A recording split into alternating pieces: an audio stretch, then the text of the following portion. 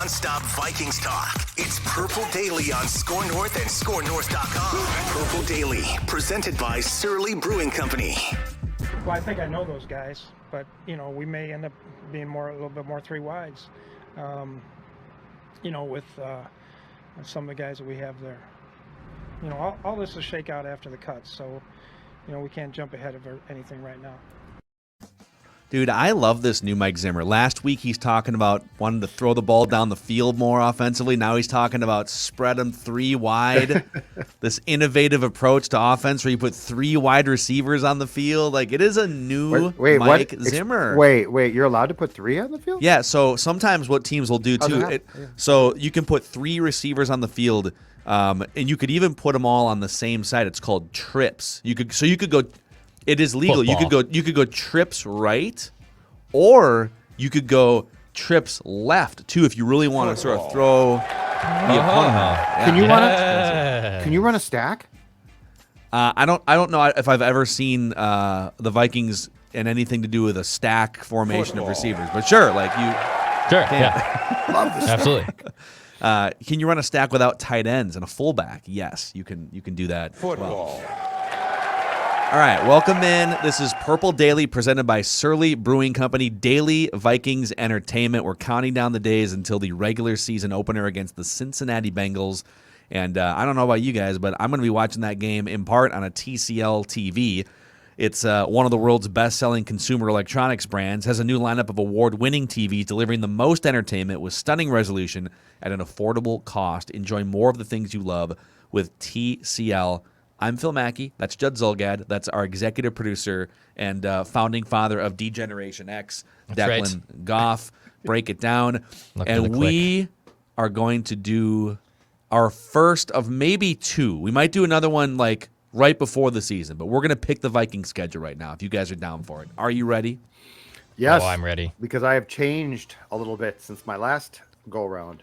Okay. Yeah, what did we also – I think Declan and I had them on 11. an undefeated season. Yeah. It It was 17-0 the day after the draft. I tempered expectations down to 11 wins, and now curious where I end up being right here. Yeah, it now might you're be 3-14. Judd had them, I think, 10-7, and we had them at 11-6 right after the draft or sometime earlier this offseason.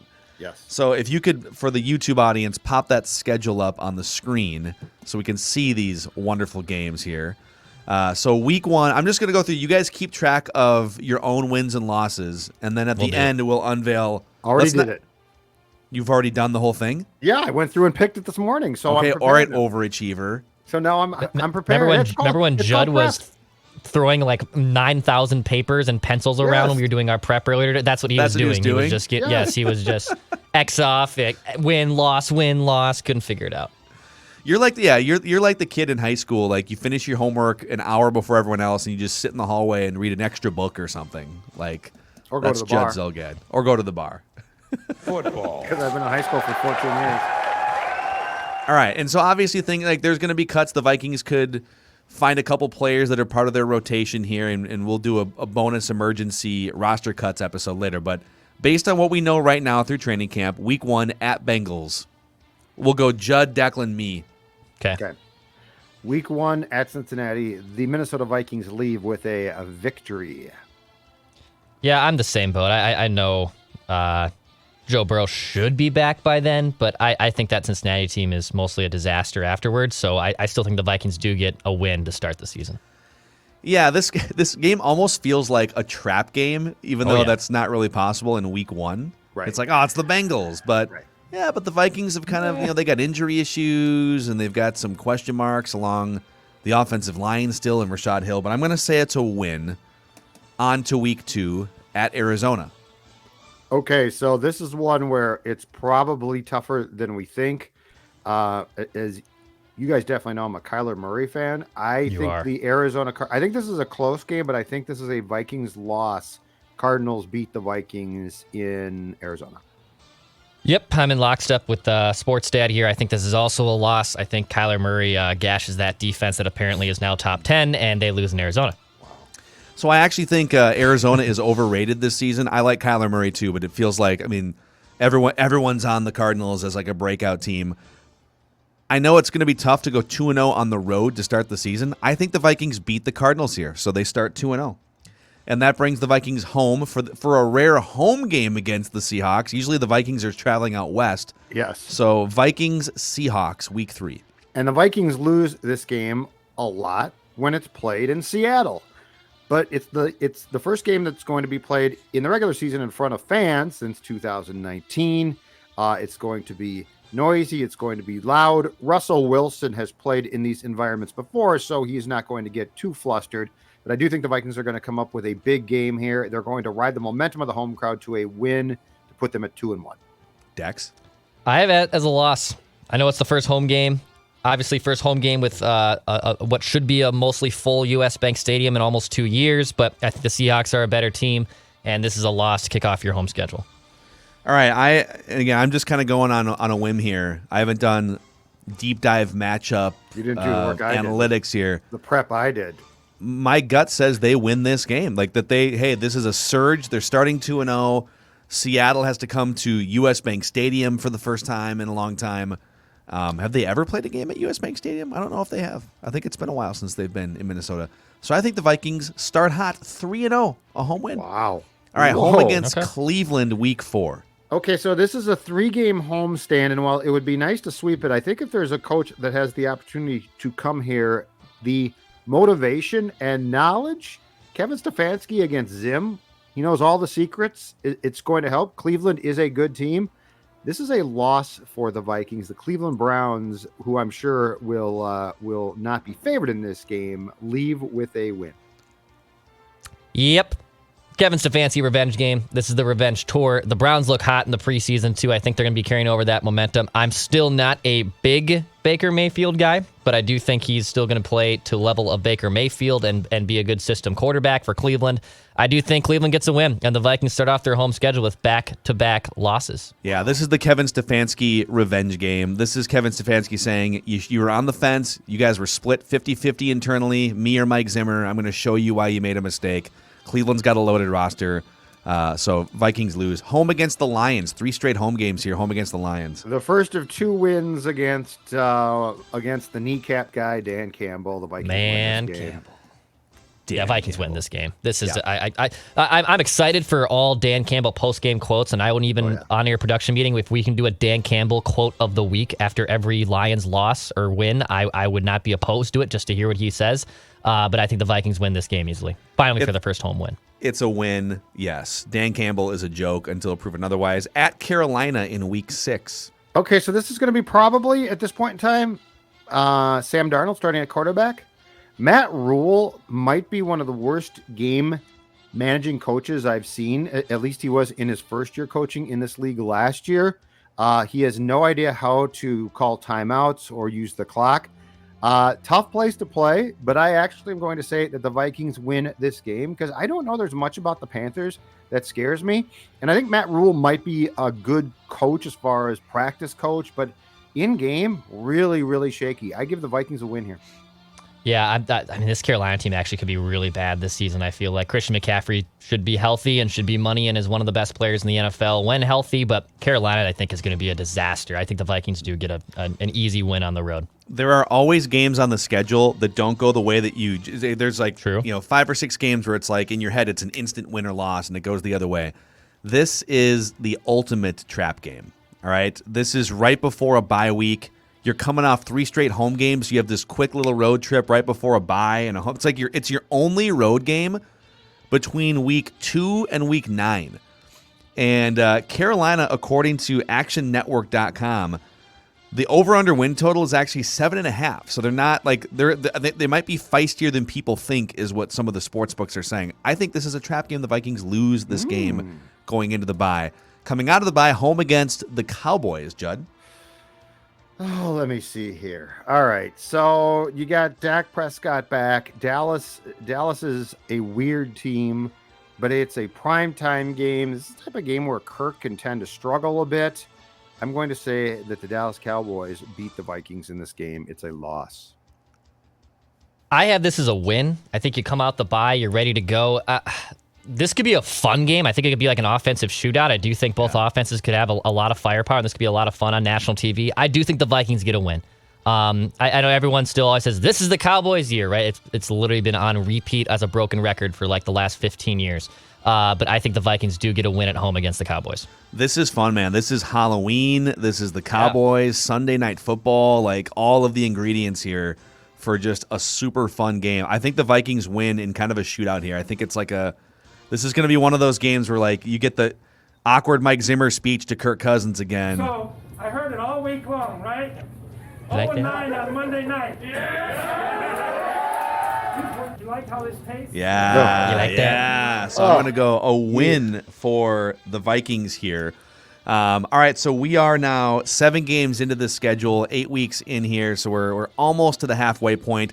A shout-out real quick here to our friends at the Minnesota State Lottery. So they're putting together for this season 2 Vikings scratch-off tickets, a $5 game that can win you up to $100,000, and a $2 skull game that can win you up to $15,000 and great second chance prizes like Vikings tickets. So if you're into winning money and having fun, say I'm in to Vikings scratch games from the Minnesota Lottery. Judd, are you day drinking at all yet? It's morning here. Hold on a second. It's morning for you guys, Hold too. on, I got to look what's in my mug to see if it's coffee or A little coffee bender? Coffee bender. It's not. Now I got to pop here. You know what? As I go through this schedule, though, and if I'm a Vikings fan, I'm thinking to myself, okay, this schedule is not as favorable as I thought it was going to be a couple months ago. So what could I do to make it easier on myself? And then I say Minnesota's favorite IPA, Surly, and Surly Furious in particular, would do exactly that. So, I could celebrate if I thought that the Vikings were going to win 14 games, or I could drown my sorrows. But either way, Surly Furious, drink responsibly, is the way to do it. You do enough settling in life, so crack open a Furious. Enjoy the IPA that revolutionized Minnesota craft beer. Don't settle. Just get surly. You like that? Yes. You like that? All right, now we got some. Now we get some back-to-back road games here again. Here, let's start with Week 9 at Baltimore. Judley. So I have this being the middle of a period in which the Vikings are struggling a bit. At Baltimore is tough.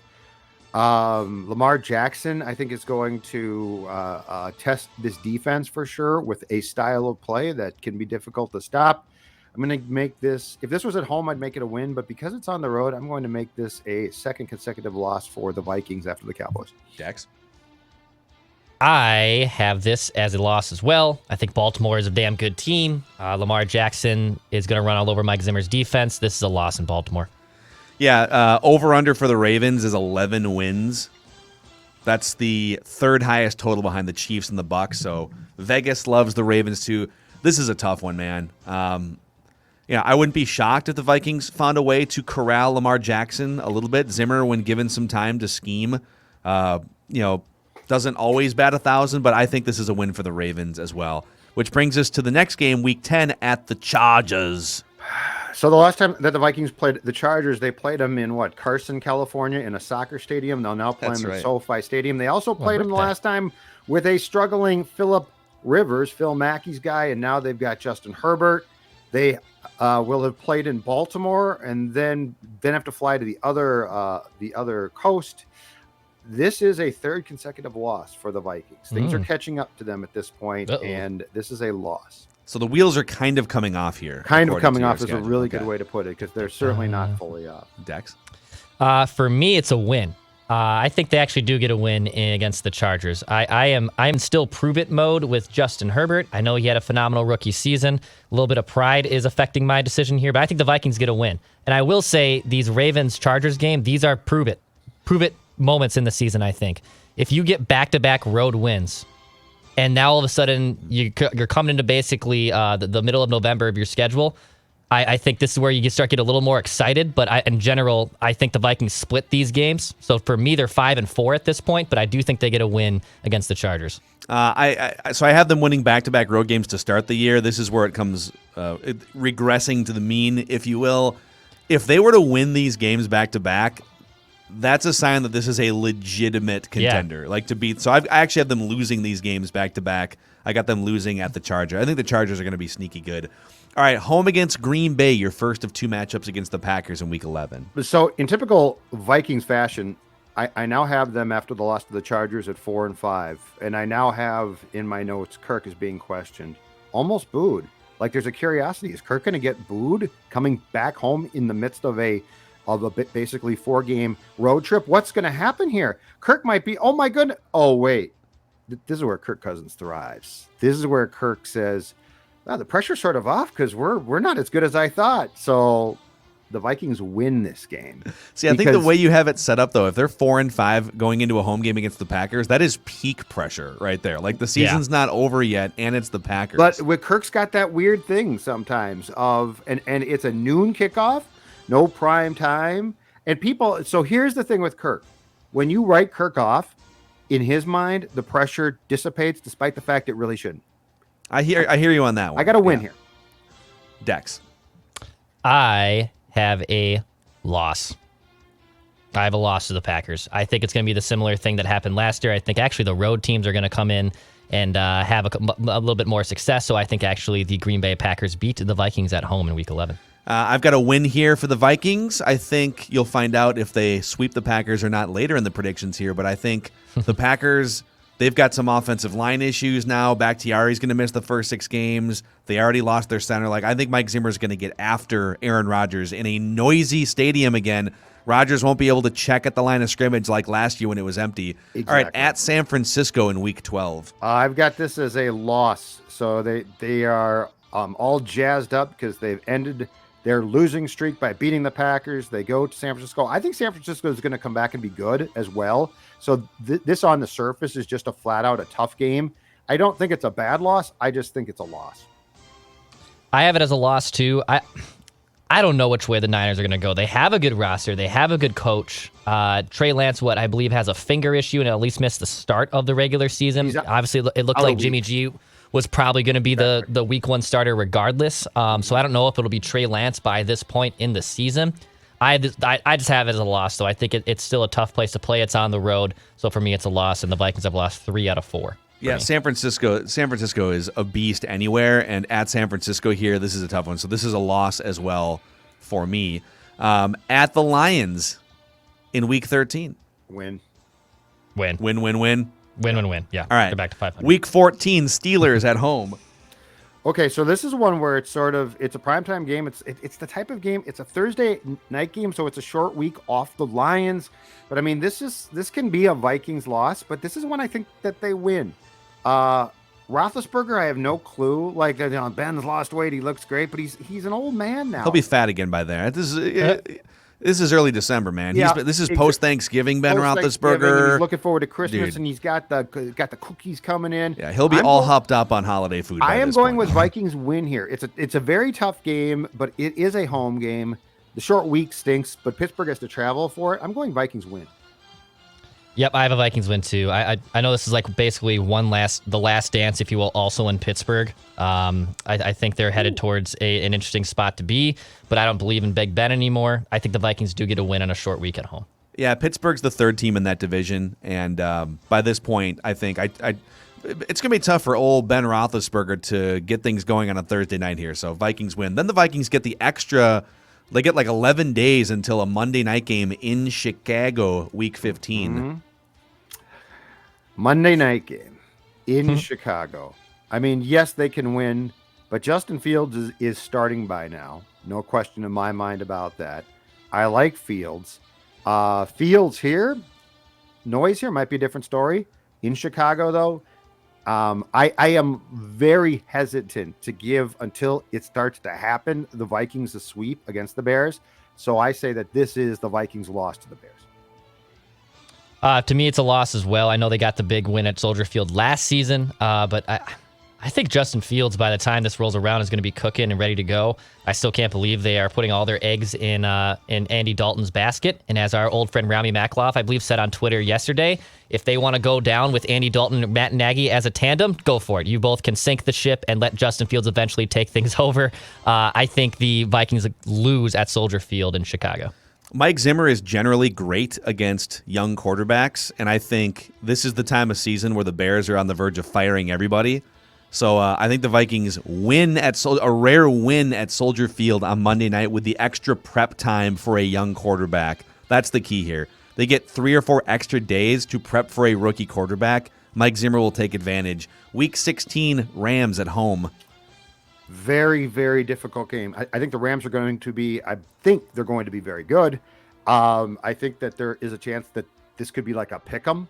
But the Vikings. This is the type of game I think that the Vikings at home win day after Christmas. I'm going to say that the Vikings prevail. I don't know why, but I've been talking since the beginning of the season. I think this is going to be the most fun game of the schedule. It's the day after Christmas. It's arguably the top team in the NFC, at least preseason-wise, in the Rams. I could see this game still getting flexed out of the noon spot if both teams are pretty good.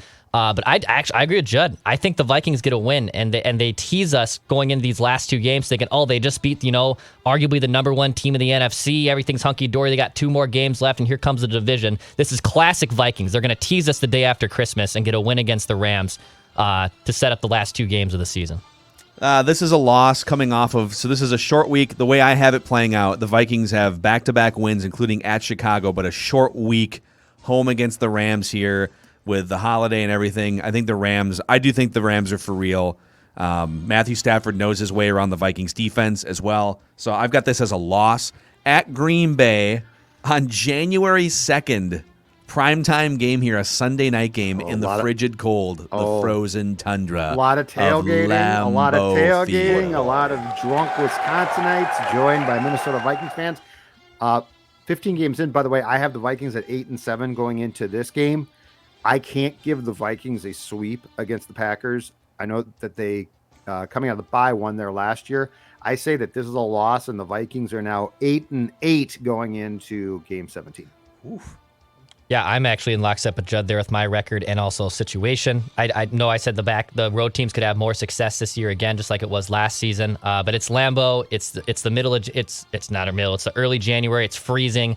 Green Bay could be playing for the NFC North in this game if things are going according to plan in Green Bay. I think the Vikings lose in primetime at Lambeau Field. Yeah, I've got them losing this game. This is kind of just a classic. All the ingredients add up. It's cold weather for the Packers, Aaron Rodgers in primetime, Kirk in primetime. It's all these things. So I've got them losing here, which means I've got the Vikings at 9-7 going into Week 18. You guys have them 8-8. So if this plays out this way and Chicago's coming home, they're absolutely playing for a playoff spot if my scenario holds. They may or may not be, depending. But with all of us, this game could be the season and jobs here. Correct. So home against Chicago with all the chips on the table. So I'll preface this by saying, especially for that Packers game as well, part of the key here and the question that we don't know is how healthy is Dalvin Cook at that point? Because I think these turned into, especially that Packers game, could be a Dalvin Cook game. Home against Chicago. This game has given the Vikings some problems during Zim's tenure. Yeah.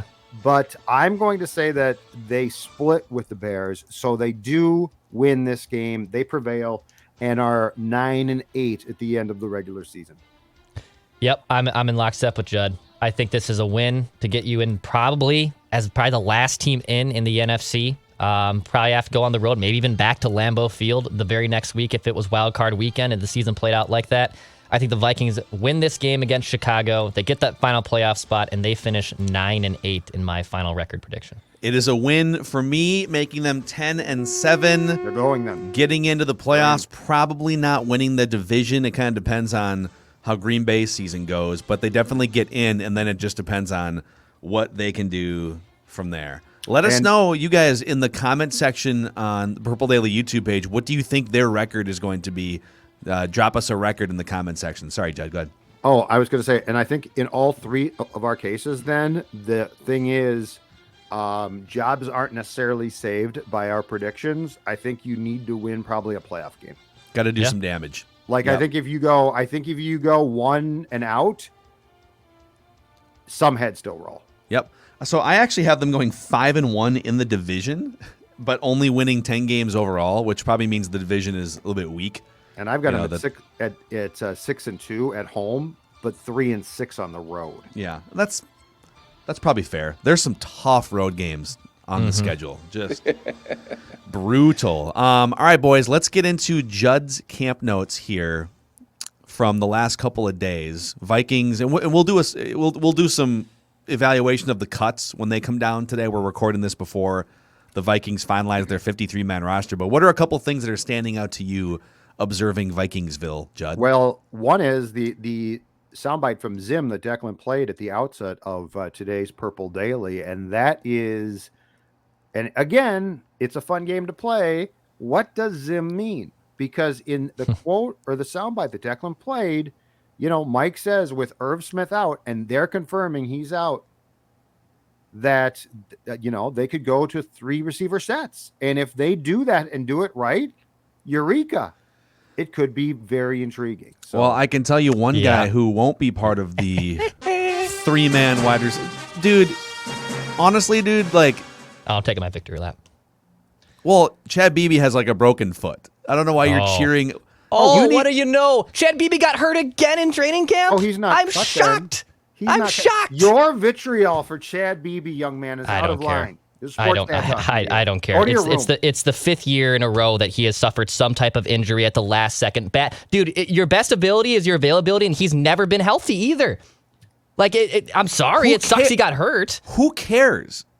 He's Chad Beebe, dude.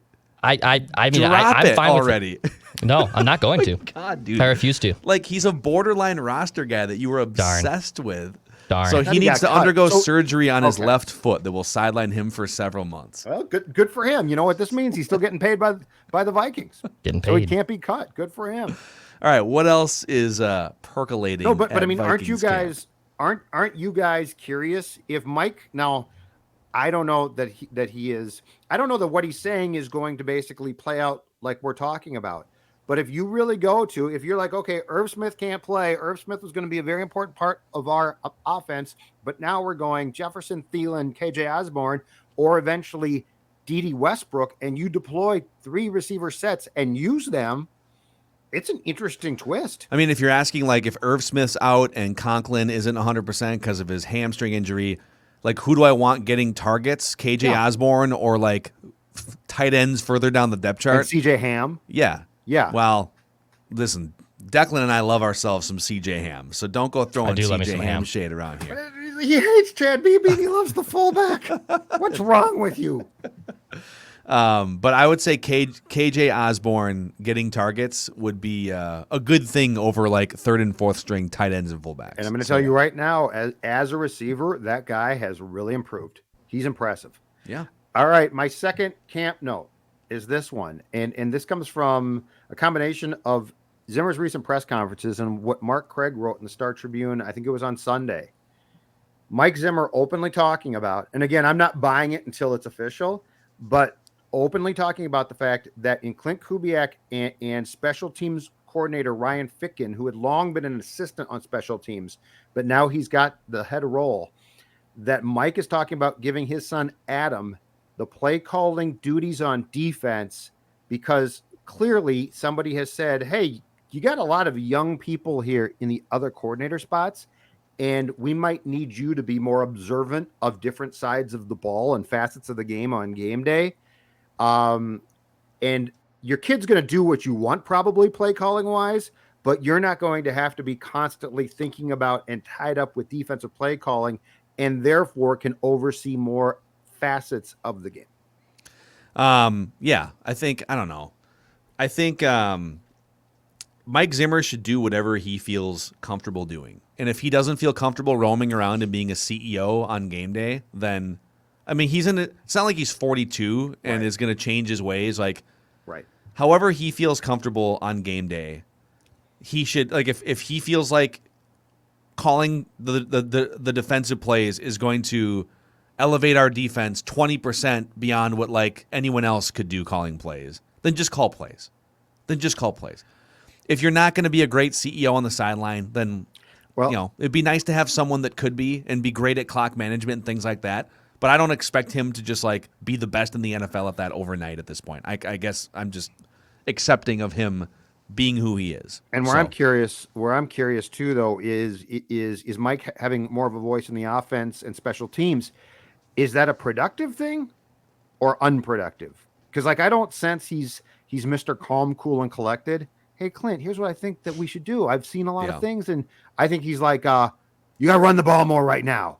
Well, I think the things that he should be focused on are like game and clock. Like if he's going to do this, game and clock management. Yep. How can we finesse the last 4 minutes of a half? Yeah, I don't think he thinks like that. You know, but I how see can what we you're saying. how can we win in the margins when it comes to game management and game theory and things like that? And they oftentimes fall short in that. And they fell short with that with Brad Childress oftentimes and Mike Tice. Like I can't remember the last time I felt like a Vikings head coach was running circles around their opponent with like game theory and game and clock management. So Bud back in the day. 1978, I'm going to tell you, they kicked ass when it came to game theory. Bud and all those Atari football games that he was studying clock management at the end. You like that? And then I know you sent a note too that this is roster cutdown day. I don't think it makes sense for us to do any predictions because, like, unless you guys want to go on the record with something just to be right or wrong, because by the time people consume this, it's likely the cuts will be out. I'll give you a possibility to be cut. I don't think he will be, but like if there's going to be, it's not fair to say high profile. If there's going to be a name that we know who's going to be cut, I go Stephen Weatherly, who came here with a chance to start. It's very, very clear that right end spot has been won at this point by DJ Wanham. I think they still like Patrick Jones II, their draft pick, a lot. Yeah. I don't think they would try. He's a 3rd round pick. I don't think they try and sneak him through the waiver process. I'm going Stephen Weatherly. Do you guys think Dakota Dozier makes the team? I sure hope not. Just take out the temptation. But I can't. I have no feel for this. Just pick up another player off waivers. Just pick up another guard off waivers. Literally anyone. Literally anyone. Yeah. But I can't assure you he won't. Like, he's been kept around and been given more opportunities. I mean, how did he start training camp battling for a starting position? Yeah. So. Yeah. So, all right. Those are Judd's camp notes here as we go into the final 53-man roster. I do have some Vikings trivia for you guys. You guys can team up against me here. Okay. And we talked about on Mackie and Judd today. So Declan on Random Season Recall gave us the 2001 Vikings. And then we sort of transitioned into the 2002 Vikings in our discussion. So here's my question to you guys. There were 2, 3, 4, 5, 6, 7, 8, 9, 10, 11 players caught a pass for the 2002 Minnesota Vikings. 2002 Minnesota Vikings. Okay. Now, Declan was already looking at the 01 Vikings, so he might have some of these names in his head.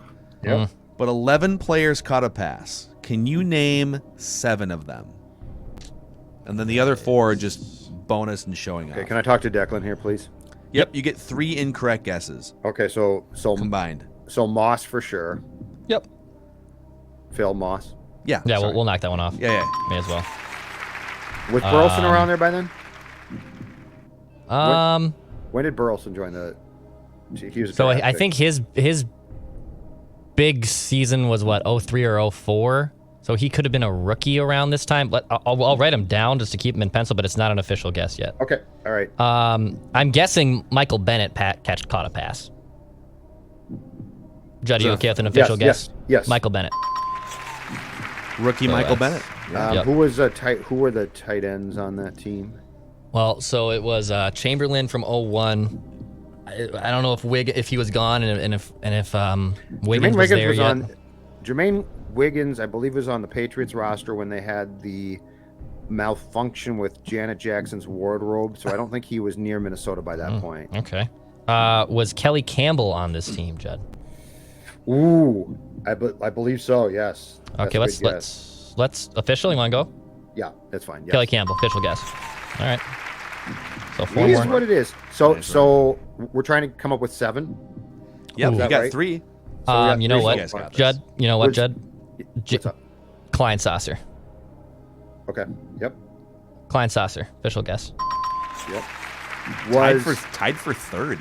Was Mo Williams on this team? This is right around Mo Williams' Yeah, time. Mo. Ontario is probably on your deal. I feel more comfortable about Mo than I do Ontario, so let's go with Mo Williams as an official guess. All right. Wow, this is a clinic by you guys right now. 1, 2, 3, 4. So we're short. So we're short 2. 2. We've got Burleson in our back pocket potentially if we need it. We've got. You got 3. You got 2 incorrect guesses to burn. We've got Chamberlain in our back pocket. I don't remember if he. I don't know. I don't remember when he left. When was this is not a guess or even close. But speaking of tight ends, when was Carlister Crumpler there? Was that way before? Oh God, such a great name. Yeah, and then there was Alge. Alge was his brother, right? Alge Crumpler. He was good. And he was good. Yeah, he was a pretty good player. Was good. All right. So we could go down the path of more receivers, Dex, because we've only named 2. Yeah. Who else were the receivers? Trying to think. So I'll give you guys a little hint here. It's not going to give away everything, but like you guys so far have nailed in terms of the most receptions on the team. You've nailed the number 1, number 3, number 4, and number 6 among the top. So we're missing. So you're still missing 2 among the top 6. Oh, okay. And we're missing 2. Judd Carter was gone to Miami, right? Yes. Judd Carter was in Miami by 02, wasn't he? Yeah, in fact, I think he was on the 01 team. And I believe he came back here, and he was sort of fat with the Dolphins, right? Yeah. And because Gary Anderson or somebody missed a field goal, and Carter was on the celebrating at the Metrodome side on the sideline celebrating being a real horse's ass. Should we burn Burleson? I was going to say Burleson. We've got 3 wrong guesses. Yeah, we do. Yeah. Then yeah, I think it's fine. Yeah, Burleson, Nate Burleson. Rats. All right, that's okay. That's okay. Okay, who would have been 2, Dex? That's what we need. It's got to be a wide receiver, right? I'd assume so. Okay, we guessed Campbell. We guessed Moss. So you got Moss. You got Moss and Campbell. As I go away from the microphone and start talking to myself. Well, okay. There had to be another prominent receiver. I think. I'm sure Chris Carter was gone by because I think 01. So this is Tice. This is Tice's first year, full year. Man, you got 6 to choose from here. I mean, there's 11 on the board. You got this 5. isn't as easy as it seems, Mister. I've got all the answers sitting in front of me. Obviously there was a tight end that probably caught a boatload of passes. I don't know if it's Wiggins or if it's probably not Wiggins. I don't know if it's Chamberlain or. Well, okay, Byron Chamberlain we know was on the 01 team. He was a Pro Bowl player. The odds are good. The odds are good he came back. Yeah, but yeah. But he also said when we said Kleinsauce, he said 3rd on the team in receptions. Yeah, he said 1st, 3rd, 4th, and 6th. So that doesn't mean that Chamberlain still couldn't rack up some, but that means he probably wasn't. They probably didn't go 2-3 in tight ends for receptions. No, I feel like we're missing an obvious second guy. Who was second to Moss by 2002? I am seriously having a mental break here. And Campbell was probably it's clearly someone obvious 4. too. Do you guys want to guess Byron Chamberlain? Yeah, I think we should. Okay. All right. I think we should. All right, it's fine. All right. So now you got. So we need one more. You got 6. You need one more. We're missing it. We're missing a completely obvious one. Who else was on this team as wide? Who was wide receiver 2? Like we're just missing it. I will say it's not as obvious as you might think. Okay. But there are names here. Not all of the 11 names are going to be like, oh yeah, but a few of them are. A few of them are like, oh man. Campbell, Randy Moss. Who else was catching passes? I'll give you guys 60 more seconds here. Was there somebody else who they had signed? Like when they signed Marcus. When did they sign Marcus Robinson? That was later. That was 05. And that's when Williamson was drafted. Well, how about this just to get to 7? Ontario Smith. Okay. Oh, a devastating blow. So you have one more incorrect guess, but you need one more to win the challenge. All right. God bless, dude. Okay. So hold on a second. So you think Marcus Robinson was later?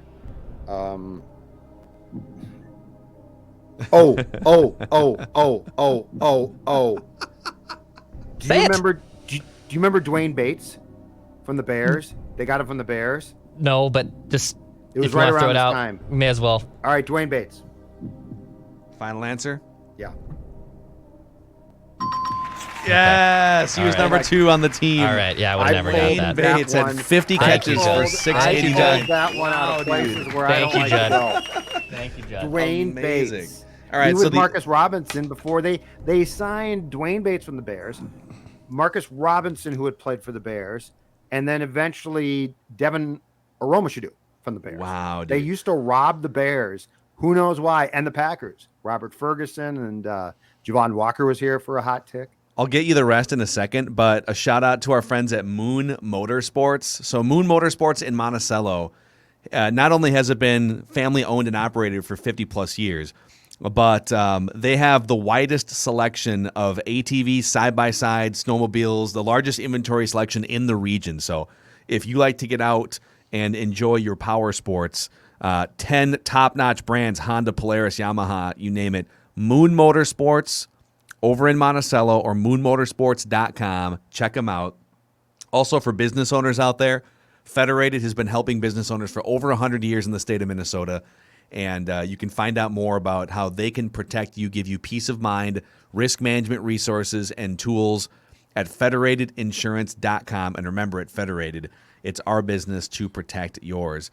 So in order of receptions, Randy Moss, 106, Dwayne Bates, 50, Michael Bennett and Jim Kleinsasser each had 37, Byron Chamberlain, 34, Mo Williams, 27, Derek Alexander had 14 catches, Chris Walsh had 14 catches, special teams ace. Could have got him. Kelly Campbell, 13, Hunter Goodwin had 4, Cedric James had 1. I don't know. No recollection. So I forgot that Derek Alexander played for the Vikings. yeah, dude. Totally forgot him. Woof. That's All an right, but obscure era of Vikings pulled out of the football, fire, so. Declan. Oof. Well, thanks for hanging out with us, everybody. Purple Daily Vikings entertainment presented by Surly Brewing Company. Write that down, predictions tomorrow, and we'll probably hit you with some sort of 53-man roster thing later on today, too. So, see you guys.